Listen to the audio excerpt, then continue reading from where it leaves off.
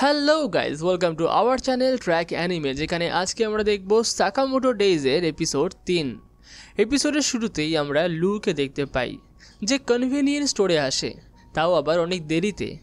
আর এই দেরি করার কারণে শিন তার উপরে চিৎকার করতে থাকে, কারণ লু তার কাজের জন্য 2 ঘন্টা দেরি করেছে। তবে লু এই সমস্ত বিষয় খুবই হালকা ভাবে নেয়। এরপরে দেখা যায় যে কাজের সময় লু লক্ষ্য করে যে জুসের কাউন্টারে ডিটারজেন্ট রাখা রয়েছে। এটা দেখে তার মাথা খারাপ হয়ে যায় আর শিন থেকে সঠিকভাবে কাজ করতে বলে, কিন্তু লু জিনিসগুলো একদম ঠিকঠাক রাখে না, বরং সব কিছু এক জায়গায় গাদাগাদি করে রাখে। আর লুর এই কাজ করার পদ্ধতি দেখে শিন তাকে প্রশ্ন করে, তুমি কি এর আগে কখনো কোনো কাজ করোনি? লু জবাব দেয়, হ্যাঁ করেছি তো, বাবার জন্য। সে বলে সে বাবার জন্য মাটি ঘুরে অনেকগুলো বস্তা পুঁতে রাখার কাজ করেছিল। এই কথাগুলো শুনে শিন সাকামোটোর কাছে অভিযোগ করে যে এই মেয়েটাকে বের করে দিন, কারণ ও আমাদের পরিবেশটা একেবারে নষ্ট করে দিচ্ছে। আর তখনই হঠাৎ সাকামোটো কথা বলতে শুরু করে, যদিও সাধারণত সে কখনোই কিছু বলে না। সে শিনকে এ সময় বলে, তোমার এসব বলা উচিত নয়।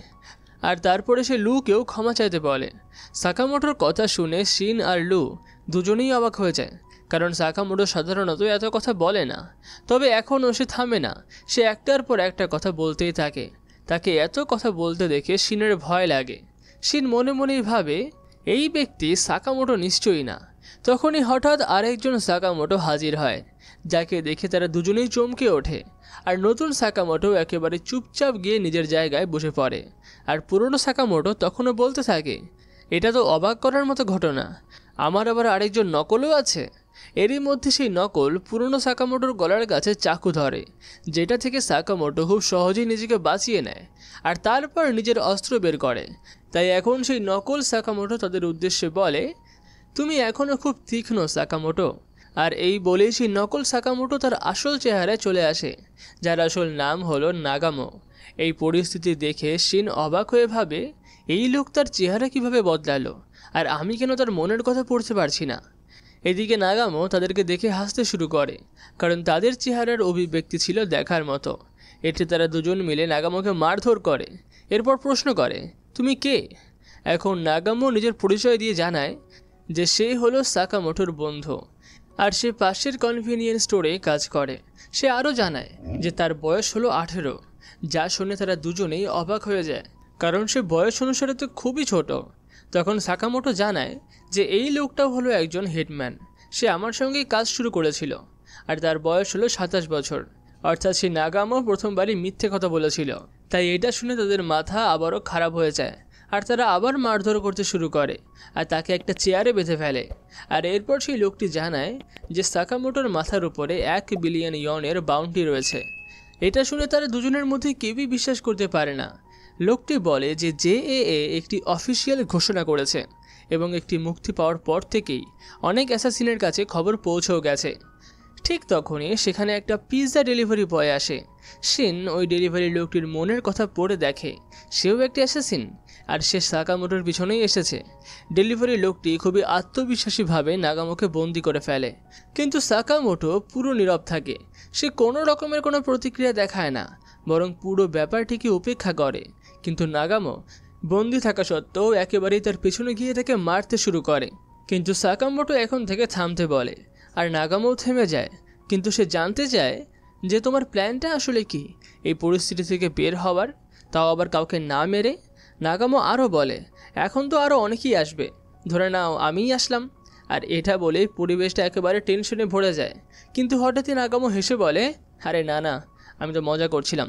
তবুও সাকামোটো কিছুই বলে না। এরপর নাগামো চলে যাওয়ার সময় বলে, পুরনো দিনের কথা মনে পড়ে গেল। সে যাওয়ার আগে সেই লোকটিকে নিয়ে যায় এবং হুঁশিয়ারি দেয় যে এখন থেকে আর কেউ যেন এখানে না আসে। আর এরপরেই আমরা দেখতে পাই যে তাদের এই সমস্ত কাজ একটা ক্যামেরার মাধ্যমে কেউ দেখছিল, আর তারা নিজেদের মধ্যে আলোচনা করতে শুরু করে যে আমাদের প্রথম লোক অর্থাৎ সেই পিৎজা গাই তো শেষ হয়ে গেল, এখন কি করা উচিত।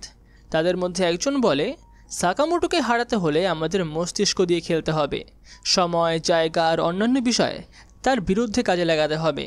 তবে তাদের মধ্যে কেউ কেউ তো বেশ আত্মবিশ্বাসী ছিল, কারণ তাদের ধারণা ছিল যে সাকামোটো গত 5 বছর ধরে রিটায়ার্ড, ফলে সে তাদের জন্য কোনো সমস্যা সৃষ্টি করতে পারবে না। কিন্তু অন্যদিকে সাকামোটো সরাসরি এখন ক্যামেরার দিকে তাকিয়ে বলে, যদি আমার পিছু নেওয়ার চেষ্টা করো তাহলে আমি তোমাদেরকে নরক দেখিয়ে দেব। এই কথা শুনে তারা বিস্মিত হয়ে যায় যে সাকামোটো তাদের ক্যামেরার কথা আগে থেকেই জানতো। এরপর কিছুক্ষণ পরে দৃশ্য আমরা দেখতে পাই, শিন এবং সাকামোটো একসঙ্গে বসে থাকে। শিন জিজ্ঞাসা করে, এখন কি করব? যদি আরও লোক পিৎজা গায়ের মতো এসে আমাদের সমস্যায় ফেলে? তাতে সাকামোটো জানায়, যতটা সম্ভব চুপ হয়ে থাকো, কারণ আমরা জানি না যে আমাদের আসল শত্রু আসলে কে। ঠিক তখনই সেখানে হানা এসে উপস্থিত হয়। সে খুবই উত্তেজিত এবং খুশি, কারণ পরের দিন তারা অ্যামিউজমেন্ট পার্কে যাবে। আর এটা শুনেই সাকামোটো অস্থির হয়ে পড়ে, কারণ এই পরিস্থিতিতে অ্যামিউজমেন্ট পার্কে যাওয়া মানে নিজের পায়ে কুড়াল মারা। যাই হোক, আমরা পরের দিনের দৃশ্য দেখতে পাই। হানা এবং আওই তো বেশ আনন্দিত, কিন্তু অন্যদিকে বাকি তিনজনের অবস্থা খুব একটা ভালো নয়। এরপর তারা রাইডে চড়তে যায়, যেখানে সাকামোটোর বমি বমি ভাব হয়, কারণ সে বেশি খেয়ে ফেলেছিল। এ সময় হানা জানায় তারা সেখানে সুগার বানি দেখতে এসেছে, কারণ সুগার বানি খুবই শক্তিশালী। এদিকে সাকামোটোর পরিবার খুবই উত্তেজিত। অন্যদিকে সাকামোটো এবং শিন দুশ্চিন্তায় ভুগছিল। শিন জানায়, আমাদের দুটি অগ্রাধিকার আছে, প্রথমত শত্রুকে থামানো, আর দ্বিতীয় হলো সাকামোটোকে তার পরিবারের সঙ্গে সময় উপভোগ করতে দেওয়া। এটা শুনে লু জানতে চায়, আমরা কিভাবে জানবো যে আমাদের শত্রুকে? আর শিন জানায় যে আমি চারপাশের 30 মিটারের মধ্যে থাকা সকলের মনের কথা পড়তে পারি। এটা শুনে লু চিৎকার করে বলে, তাহলে তো তুমি নিশ্চয়ই আমারও মন পড়েছ। ঠিক তখনই শিন কিছু তথ্য পায়। সে সাকামোটোকে সতর্ক করে এবং শত্রুর অবস্থান জানায়, আর সেই শত্রু একজন কর্মী। এদিকে লু এখন নিজের কাজ শুরু করে। সে সাকামোটোর পরিবারের মনোযোগ সরিয়ে দেয়, আর এই সুযোগে সাকামোটো সেই কর্মীর পাশে গিয়ে তার বুকে কলম ঢুকিয়ে দেয়, আর লোকটি কোনো প্রতিক্রিয়া দেখাতে পারে না। তারপর শিন এবং লু সেই লোকটিকে সেখান থেকে সরিয়ে ফেলে। লু বলে, সাকামোটো যে কত দক্ষ এটা দেখেই বোঝা যায়, কারণ সে তার শত্রুর দিকে তাকায়ও নি। এতে শিন বলে, এটা তো কিছুই না, কারণ সাকামোটো এমনভাবে আঘাত করেছে যে কোনো গুরুত্বপূর্ণ অঙ্গ বা ধমনের ক্ষতিও হয়নি, আর এর মানে হলো সেই লোকটি মরবেও না। এরপরই দেখানো হয় এক ব্যক্তি তাদের উপর নজর রাখছিল। সেও একজন হিটম্যান বা অ্যাসাসিনদের মধ্যেই একজন। তার কাছে সাকামোটো এবং শিন উভয়েরই বায়োডেটা ছিল। সে ভাবছিল যে কীভাবে শিনের ক্ষমতা থেকে নিজেকে বাঁচাবো। তখন তার মাথায় আসে, যদি আমি কিছু নাই ভাবি তাহলে তো সমস্যাই হবে না। আর এই ভেবে সে শিনের একেবারে পাশ দিয়েই চলে যায়, অথচ শিন কিছু বুঝতেও পারে না। তার মানে তার পরিকল্পনা সফলই হয়েছে। এরপরে দৃশ্য পাল্টায়, দেখা যায় যে সবাই একসঙ্গে রোলার কোস্টারে উঠছে। সেখানে লু সেই ব্যক্তিকে দেখিয়ে বলে, লোকটাকে কিন্তু বেশ সন্দেহজনক বলে মনে হচ্ছে। এতে শিন তাকে কোনো ব্যক্তিকে আগে থেকেই বিচার না করার পরামর্শ দেয়, কিন্তু সেই ব্যক্তি এই সময় মনে মনে ভাবতে শুরু করে, এই মেয়েটি কি আমায় লক্ষ্য করেছে? আমি কি কোনোভাবে নিজেকে প্রকাশ করে ফেলেছি? আর এই ভাবনার কিছু অংশ শিন বুঝে ফেলে, আর সেটা বুঝে যায় যে সেই লোকটি সাকামোটোকেই টার্গেট করে এসেছে। সে তৎক্ষণাৎ সাকামোটোকে সতর্ক করে, কিন্তু ইতিমধ্যেই সেই ব্যক্তি তার বন্দুক বের করে সাকামোটোর দিকে লক্ষ্য করে গুলি ছোড়ে, কিন্তু সাকামোটো তার চশমার সাহায্যে গুলিটি প্রতিফলিত করে। আর এই দেখে সেই ব্যক্তি হতবাক হয়ে যায়। সে ভাবতে থাকে যে সাকামোটো বুলেট প্রুফ চশমা পরে ঘোরে। অন্যদিকে শিন তখনই তার সেফটি বার খুলে ফেলে আর এক লাফে সেই ব্যক্তির উপরে ল্যান্ড করে। এরপর তারা সেফটি বেল্ট খুলে লোকটিকে নিয়ে একসঙ্গে ঝাঁপ দেয়, আর দুজনেই রোলার কোস্টারে ট্রাকে পড়ে। লোকটি বলে, তুমি তো সত্যিই পাগল। কিন্তু শিন পুরোপুরি প্রস্তুত ছিল লড়াই করার জন্য, কিন্তু ওই লোকটি স্থির দাঁড়িয়েছিল, কোনো রকমের নড়াচড়াও করছিল না। এইটা দেখে শিন বুঝতে পারল না যে কী হচ্ছে, কারণ সে তার মনের কথাও পড়তে পারছিল না। আর ঠিক তখনই রোলার কোস্টার পেছন থেকে আসতে থাকে। শিন এক লাফে সরে গেল, কিন্তু সেই সুযোগেই লোকটি শিনের ওপরে আক্রমণ করে আর তার ছুরি দিয়ে সে হামলা চালায়। শিন একটি আঘাত এড়িয়ে যায়, কিন্তু অন্যটি তার গায়ে লাগে। আর আরও একটা ব্যাপার হলো যে এই ছুরিতে বিষ মাখানো ছিল, ফলে শিন তার ভারসাম্য হারাতে থাকে। সে স্পষ্ট দেখতেও পারছিল না। লোকটি তখনই বলে ওঠে, তুমি আর বেশিক্ষণ বাঁচবে না। আর শিন বলে, তুমি একটু বেশি বেশি ভাবছ।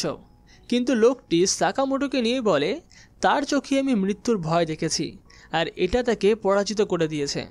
এটা শুনে শিন বিরক্ত হয়ে বলে, বকবক বন্ধ করো। তখন এই লোকটি বলে, যারা জীবনের প্রতি বেশি আসক্ত তারা আসলে সত্যি খুবই দুর্বল। এটা শুনে শিন হেসে ফেলে আর বলে, যে সাকামোটো মৃত্যুকে ভয় পায় না, সে ভয় পায় একটাই জিনিস, তার পরিবারকে রক্ষা করতে ব্যর্থ হওয়া। ততক্ষণে রোলার কোস্টার ফিরে আসে। শিন ছোট্ট একটা লাফ দিয়ে সেই ব্যক্তিকে ধরে রোলার কোস্টারে ফেলে দেয় আর এরপর তাকে আঘাত করতে যায়, কিন্তু লোকটি শিনের ঘুষি এক হাত দিয়ে আটকায়, তারপর ছুরি দিয়ে আক্রমণ করার চেষ্টা করে। যদিও শিন তার আঘাত ঠেকায়, তখন তার অবস্থা খুবই খারাপ ছিল, কারণ সে ঠিকভাবে কিছুই দেখতে পারছিল না। ঠিক তখনই শিন তার মনের মধ্যে হানার কথা ভাবে। এরপর লোকটিকে ধরে একসঙ্গে নিচে ঝাঁপ দেয়। অন্যদিকে স্টেজের দৃশ্য দেখানো হয়, যেখানে সুগার বানির সঙ্গে ভিলেনের লড়াই চলছিল। বাচ্চারা তো খুবই মজা করছিল। ঠিক তখনই শিন আর সেই ব্যক্তি সেই মঞ্চের মধ্যে এসে পড়ে, আর শিন সঙ্গে সঙ্গেই সুগার বানির কস্টিউমটা পরে নেয়। আর এরই সঙ্গে শুরু হয় তাদের রাউন্ড 2। সেই ব্যক্তি আবার ছুরি ব্যবহার করে শিনের ওপরে আক্রমণ করে, কিন্তু শিন তার আক্রমণগুলো ডজ করে এবং তাকে একটা শক্তিশালী ঘুষি মারে। এটি দেখে লোকটি ভীষণ অবাক হয়, কারণ শিন তো ঠিকমতো দেখতেও পাচ্ছিল না, তাহলে কিভাবে সে তার আক্রমণগুলো এড়াচ্ছিল। লোকটি ফের আক্রমণ করার চেষ্টা করে, কিন্তু তার কোনো লাভ হয় না, কারণ শিন তাকে ধরে একদম ধোলাই দিচ্ছিল। অন্যদিকে হানা এবং আওই তো খুবই খুশি ছিল, কারণ সাকামোটো এই শোটা যেন খুবই বেশি উপভোগ করছিল এবং তাতে একদম মগ্ন হয়ে গিয়েছিল। কিন্তু তারা জানতো না যে বাস্তবে সাকামোটো শিনকে সমস্ত নির্দেশ দিচ্ছিল যে কিভাবে লড়াই করতে হবে, আর শিন সেই নির্দেশগুলিকে অনুসরণ করেই লোকটিকে পরাজিত করছিল। শেষে সাকামোটো শিনকে বলে সব শেষ করো, আর শিন সেই ব্যক্তিকে নক আউট করে ফেলে। আর এরপরেই শিন তার জয়ের ঘোষণা দেয়, যেটাতে সমস্ত বাচ্চারা তো খুবই মজা পায়। আর এরই সঙ্গে এপিসোড 3 এখানেই শেষ হয়। পুরো ভিডিওটি ভালো লাগলে ভিডিওটিতে লাইক, কমেন্ট এবং শেয়ার করতে ভুলবেন না, এবং পরবর্তী পর্বটি দেখার জন্য চ্যানেলটিকে সাবস্ক্রাইব তো অবশ্যই করে রাখবেন। তাহলে দেখা হচ্ছে অন্য কোনো ভিডিওতে।